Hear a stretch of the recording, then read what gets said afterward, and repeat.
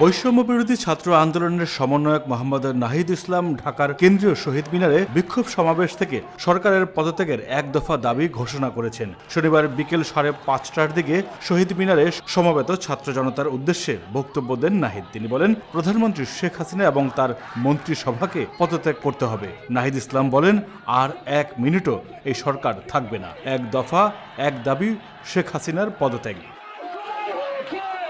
তিনি বলেন, আমরা আর তাদের কাছে কি বিচার চাইব? তারাই তো খুনি। আমাদের ডিবি কার্যালয়ে নিয়ে যাওয়া হয়। আপনাদের আন্দোলনের কারণে আমরা ছাড়া পেয়েছি। আজকেও গুলি চলছে। এই পরিস্থিতিতে এক দফা ঘোষণা করছি। শেখ হাসিনা বলেছেন, আলোচনার দরজা খোলা রয়েছে। তিনি আগেই বুঝেছেন দরজা খোলা রাখার সময় হয়েছে। আমরা আসছি। এই যে খুন হত্যা হয়েছে, এজন্য তাকে পদত্যাগ করতে হবে এবং বিচারের আওতায় আনতে হবে।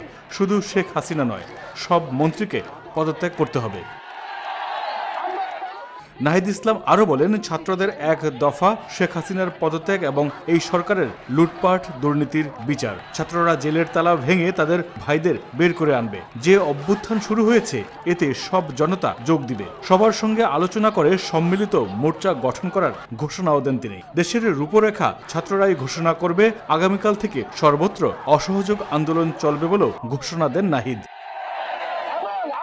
এই সমন্বয়ক বলেন, যদি ইন্টারনেট বন্ধ করে কারফিউ জারি হয়, ছাত্ররা তা মেনে নেবে না। ছাত্র জনতাকে এগিয়ে আসতেই হবে। শান্তিপূর্ণভাবে অসহযোগ আন্দোলন পালন করতে দেশবাসীর প্রতি আহ্বান জানান তিনি। সরকার যদি জনগণের বিরুদ্ধে দাঁড়ায়, সেটা দেশের জনগণ আর মেনে নেবে না। যদি অস্ত্র চালায়, তাহলে প্রতিরোধ করা হবে বলেও হুঁশিয়ারি দেন। সব গণহত্যার বিচার বাংলার মাটিতেই দেশের মানুষ করবে। এছাড়া প্রধানমন্ত্রী শেখ হাসিনা ও মন্ত্রিসভার সব সদস্যের পদত্যাগের দাবিতে রোববার সারা দেশে সর্বত্র অসহযোগ আন্দোলন শুরু হবে বলে সমাবেশ থেকে ঘোষণা দেওয়া হয়।